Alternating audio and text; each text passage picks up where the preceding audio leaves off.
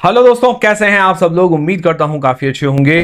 तो दोस्तों 29 से लेकर 31 जुलाई के बीच में एक और नया अपकमिंग आईपीओ ओपन होने जा रहा है, मणिपाल हेल्थ एंटरप्राइजेज आईपीओ। और ऐसा मतलब सुनने को मिला है या कंपनी क्लेम करती है या एज पर आरएचपी कहें तो ये इंडिया का सबसे बड़ी जो हॉस्पिटल की चेन होती है वो ये है। तो वो कैसे है, किस अनुसार है, क्या मार्केट शेयर ज्यादा है, क्या बेड कैपेसिटी ज्यादा है, वो सारी चीजें जानते हैं इस वीडियो के अंदर। वीडियो शुरू करने से पहले दोस्तों टेलीग्राम, इंस्टाग्राम, व्हाट्सएप, फेसबुक सबकी लिंक डिस्क्रिप्शन के अंदर ज्वाइन जरूर कीजिएगा ताकि छोटा मोटा अपडेट जानकारी मिलती रहे। और मैं वीडियो में सारी चीजें आपकी क्लियर करूंगा, ठीक है। डिसीजन आपको अपनी रिस्क, अपना एनालिसिस लगा के बनाना। मेरी तरफ से कोई भी बाय और सेल का रेकमेंडेशन नहीं होगा, ठीक है। तो वीडियो के अंदर हम कंपनी की डिटेल्स जानेंगे, कंपनी महंगी है सस्ती है ये जानेंगे, कंपनी प्रॉफिट के अंदर है लॉस के अंदर है, उधारी ज्यादा है नहीं है, सारी चीजें जानेंगे। और लिस्टिंग इज लॉन्ग टर्म दोनों के हिसाब से वो भी हम अपडेट ले लेंगे। तो सबसे पहली चीज जो जीएमबी ग्रे मार्केट का प्रीमियम, तो अभी लेटेस्ट अगर ग्रे मार्केट का प्रीमियम देखें तो 3 से लेकर 5% के बीच में लगभग चल रहा है। मतलब डिमांड काफी कम है, यूं मान के चलिए 20 से 25 रुपए पर शेयर के आसपास इसकी जीएमबी बता रही है आज की तारीख में। मतलब डिमांड जो है वो काफी कम चल रही है, ठीक है। एक चीज क्लियर हो गई, बाकी एंकर लिस्ट आ जाएगी तब हम डिस्कस कर लेंगे। फिर जानते हैं इस कंपनी की डिटेल्स के बारे में, मतलब ये कंपनी काम क्या करती है। तो कंपनी का नाम है मणिपाल हेल्थ एंटरप्राइजेस। तो ये क्या है कि हॉस्पिटल की चेन है, मतलब जो मल्टी स्पेशलिटी हॉस्पिटल होते हैं उसकी चेन है। मतलब समझ में आ गया, हॉस्पिटल आपको समझ में आया, अस्पताल ये तो समझ में आता ही है आपको। और ये प्राइवेट कंपनी है, गवर्नमेंट कंपनी नहीं है। मल्टी स्पेशलिटी में क्या होता है कि अलग अलग जैसे रोग होते हैं तो उनका मतलब ट्रीटमेंट करना, मतलब काफी सारी, ऐसा नहीं कि भाई ये पर्टिकुलर एक स्पेशलिटी, मल्टी स्पेशलिटी है इसके पास, है ना। और अभी अगर देखा जाए FY 26 तक 49 हॉस्पिटल्स हैं इसके, और 13,000 बेड की कैपेसिटी, मतलब बिस्तर की कैपेसिटी है 13,000 से ज्यादा, जिसके कारण ये इंडिया की टॉप हॉस्पिटल कंपनी आप कहें तो वो कह सकते हैं इसको। मतलब ये 13,000 प्लस लाइसेंस बेड्स जिसको कहते हैं, और ये 14 स्टेट्स और एक यूनियन टेरिटरी के अंदर फैला हुआ है। ये चीज क्लियर हो गई। अब इसका जो इनकॉर्पोरेशन हुआ था लगभग 2010 के अंदर, यूं मान के चले 16 साल हो गए हैं अपने सेक्टर के अंदर। बेंगलुरु बेस्ड कंपनी है। अगर इसका सर्विस वाइज रेवेन्यू देखें, मतलब जो स्पेशलिटी अलग अलग है तो स्पेशलिटी के अनुसार इसका रेवेन्यू अगर निकालें तो देखिए जैसे कार्डियक जो साइंस है, वहां से जो दिल वाला चीज होती है, दिल वाले जो मरीज आते हैं यहाँ पे, वहां से लगभग 16.6% जैसा रेवेन्यू जनरेट होता है। फिर ऑर्थोपेडिक हड्डी वाले जो होते हैं, जो टूट फूट हो जाती है, वहां से लगभग 12%। फिर आता है ऑन्कोलॉजी, मतलब जो कैंसर वगैरह होता है, वहां से लगभग 10%। फिर जो न्यूरो साइंस, मतलब जो दिमाग नर्व सिस्टम वगैरह होता है, वहां से 9.21%। फिर आता है रेनल साइंस जो किडनी होती है, वहां से 7.19%। फिर गैस्ट्रो साइंस, मतलब जो पेट संबंधित समस्याएं होती है, वहां पे भी 7%। और अदर जो स्पेशलिटी है वहां से 38% जैसा रेवेन्यू जनरेट होता है। ये लगभग लगभग मैं आपको बता रहा हूं, ठीक है, लगभग लगभग FY 25 की जो लिस्ट है आरएचपी के अनुसार, उसके अनुसार मैंने आपको बताया। और अगर इसका मार्केट शेयर निकाले, जैसे मैंने अभी आपको बताया कि भी 13,000 प्लस लाइसेंस जो बेड होते हैं उसकी कैपेसिटी है, इस हिसाब से बेड कैपेसिटी के हिसाब से ये इंडिया की टॉप कंपनी बन जाती है। और अगर मार्केट शेयर देखें, हॉस्पिटल्स के अंदर भी मार्केट शेयर होता होगा ना कि भाई 13,000 की तो उसकी कैपेसिटी है, पेशेंट कितने जाते हैं, ट्रस्ट कितना है, वो भी तो अलग चीज होती है। तो उस अनुसार लगभग लगभग अगर मार्केट शेयर देखें, एकदम एग्जैक्ट नहीं है तो 8 से 10% के बीच में इसका मार्केट शेयर होना चाहिए। और मेन जो इसके प्रमुख, जो अगर आप कहें पियर्स, अपोलो हॉस्पिटल है, मैक्स है, फोर्टिस है, ये बड़े इसके कंपेटिटर हैं। तो ठीक है, काम बढ़िया है, इसका नाम भी अच्छा है, हॉस्पिटल सेक्टर सदाबहार है, और लीडिंग पोजीशन के अंदर। ऐसा नहीं कि भाई कोई नीचे छोटे मोटा हॉस्पिटल, ऐसा भी नहीं, काफी बड़ा नाम है और बेड कैपेसिटी के हिसाब से सबसे बड़ा ब्रांड है इंडिया के अंदर। तो यहां तक तो ठीक बातें नजर आ रही है। अब इसके फाइनेंशियल फंडामेंटल्स जान लेते, तो कि 2023 से 2026 तक लगभग 4 सालों के दिए गए हैं, तो अच्छी बात है और ज्यादा क्लैरिटी से समझ में आएगा। तो अगर इसके एसेट्स देखते हैं तो उसके अंदर ईयर ऑन ईयर ग्रोथ देखने को मिल रही है। तो FY 26 के अंदर जो एसेट्स है उसके अंदर ज्यादा ग्रोथ देखने को मिली है, ठीक है। तो उसका बड़ा रीजन ये है कि कंपनी ने डेट लेकर क्या किया था कि उधारी लेकर कि भाई एक और जो हॉस्पिटल है उसको अक्वायर किया था।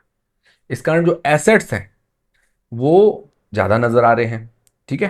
फिर जो रेवेन्यू है, रेवेन्यू के अंदर भी ईयर ऑन ईयर बढ़िया ग्रोथ है, लगभग 4 सालों में 2 टाइम्स जैसी ग्रोथ है, 2 गुना। फिर बात करें प्रॉफिट आफ्टर टैक्स की, तो उसके अंदर भी ईयर ऑन ईयर ग्रोथ देखने को मिली है। और FY 26 में हल्का सा इसका प्रॉफिट जो है वो डाउन हुआ है। उसका बड़ा रीजन है इंटरेस्ट जो है वो बढ़ गया है। जो ब्याज होता है, ब्याज भी भरना पड़ता है अगर उधारी ली है तो उसके कारण थोड़ा बहुत प्रॉफिट पर इम्पैक्ट देखने को मिला है। मार्जिन अगर निकालें 2023 के अंदर, मतलब FY23 के अंदर 8.4%, FY24 के अंदर 8.5%, FY25 में बढ़कर हो गए 12.93%, मतलब 12.93%। वही FY26 में घटकर वापस हो गए 8.7%। वो जो ब्याज है वो बढ़ गया, मतलब जिसको इंटरेस्ट कॉस्ट बोलते हैं। बाकी इसकी नेट वर्थ के अंदर ग्रोथ है। रिजर्व्स 8,200 करोड़ रुपए की है। बोरोइंग्स जो है उधारी वो बढ़ी है, 10,500 करोड़ रुपए की है। देखिए FY25 तक 4,700 करोड़ रुपए की उधारी थी और FY26 तक 10,500 करोड़ रुपए की हो गई। एकदम से जो जंप आया है भाई, लगभग आप मान के चलें 5-6 हज़ार करोड़ के आसपास का जो जंप है डेट के अंदर। ये क्या है कि इसने एक हॉस्पिटल चेन है उसको अक्वायर किया है, सह्याद्री हॉस्पिटल्स। तो वो अपने उधारी लेके उसके बाद इसको अक्वायर किया है। इसके कारण क्या है कि डेट भी बढ़ गया है, डेट जो बढ़ा है और इन्होंने एक्वायर किया है, इनका एसेट्स भी बढ़ गए हैं, तो एसेट्स भी हमें बढ़ते हुए देखने को मिले। ये चीज हुई है। देखिए एक्विजिशन बढ़िया है, ठीक है, बट जो डेट बर्डन बढ़ता है वो थोड़ा नेगेटिव होता है ना, वो फिर चुकाने में बहुत ज़्यादा समय लग जाता है। अगर मान लीजिए एक्विजिशन किया है, ये सफल ना हो तो और ज़्यादा मतलब नुकसान, बैठा बैठा झमेला ले लो, ये चीज़ भी होती है। और इसका डेट टू इक्विटी रेशियो निकल जाता है 1.25 का, जो कि बहुत ज़्यादा है, ठीक है।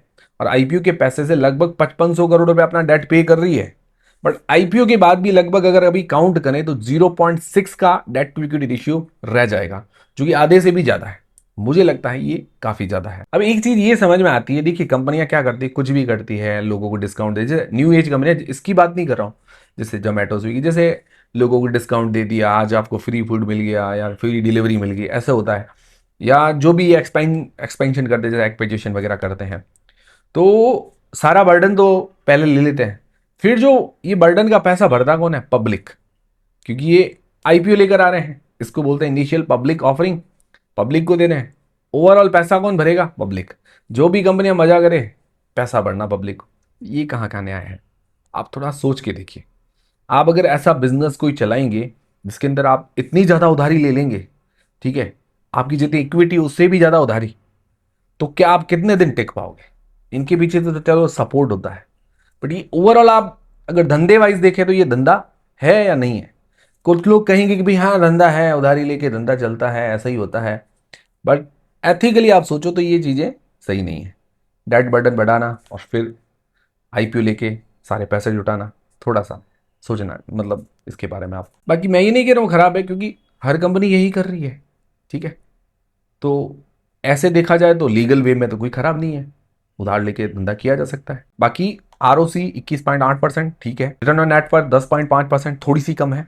ओवरऑल अगर देखा जाए रेवेन्यू प्रॉफिट के अंदर अच्छी ग्रोथ है। फाइनेंशियली अगर देखा जाए डेट बहुत ज्यादा है, इसको थोड़ा फोकस करना पड़ेगा।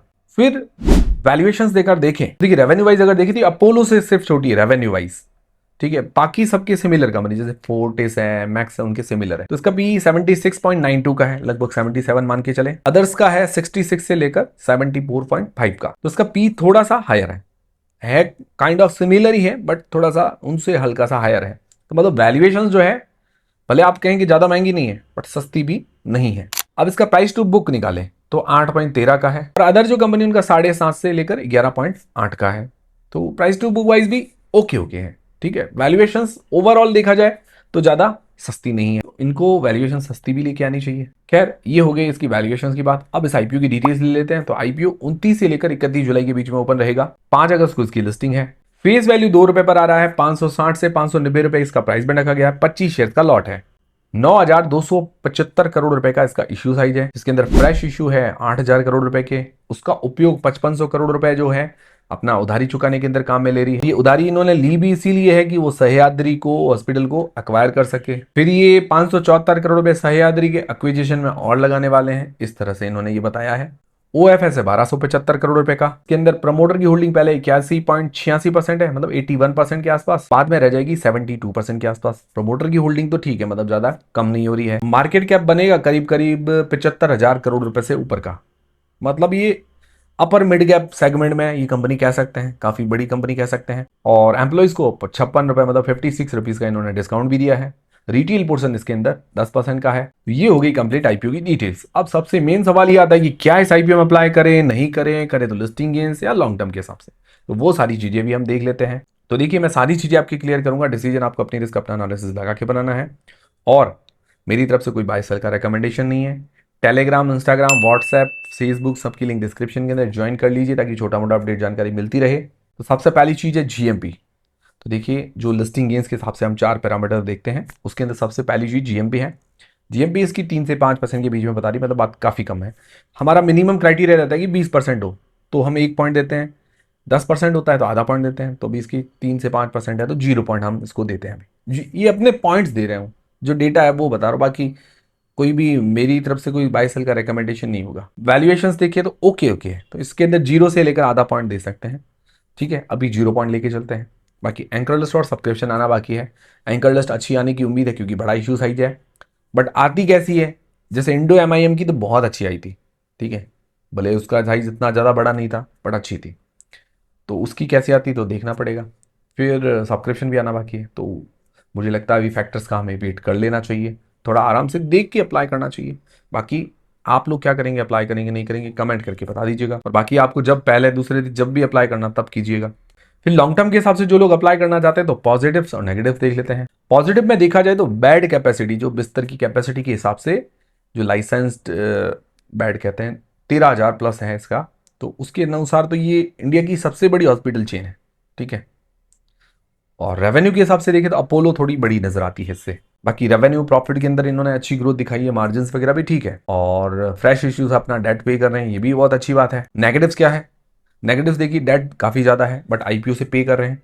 बट आईपीओ से पे करने के बाद भी डेट काफी ज्यादा रह जाएगा, ये बड़ा नेगेटिव लगा मुझे। फिर वैल्यूएशंस ओके ओके लगी, मतलब थोड़ी मुझे लगता है थोड़ी और सस्ती लेके आते तो ठीक रहता।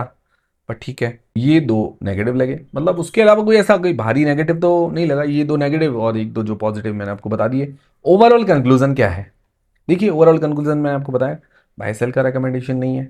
तो पर्सनली अगर देखा जाए तो मुझे अगर आप लॉन्ग टर्म के हिसाब से सोच रहे हैं या मैं पर्सनली अगर सोचूं तो मुझे तो 1-2 ये रिस्क पॉइंट तो नजर आ रहे हैं। एक अट्रैक्शन इस कारण है कि हाँ, बैड कैपेसिटी के हिसाब से ये टॉप लीडिंग कंपनी है। बट डेट और वैल्यूएशंस का मुझे थोड़ा रिस्क भी साथ में नजर आता है। तो पर्सनली मैं भी होता तो मैं आंख बंद करके तो नहीं जाता कि भाई एकदम से जबरदस्त कंपनी है। हाँ, अगर देखेंगे लिस्टिंग गेन्स के हिसाब से मैं सोचूंगा इसके अंदर कि भाई कैसा डिमांड वगैरह आती है, एंकरलेस कैसी आती है, उस बेसिस पर मैं आगे का डिसीजन बनाऊंगा। ठीक है, बाकी मुझसे जुड़े रहिए, हमसे जुड़े रहिए, आपको अपडेट्स मिलते रहेंगे। वीडियो पसंद आया, हेल्पफुल रहा तो वीडियो को लाइक जरूर करें, चैनल को सब्सक्राइब कर लें। मिलते हैं दोस्तों अगले वीडियो के अंदर।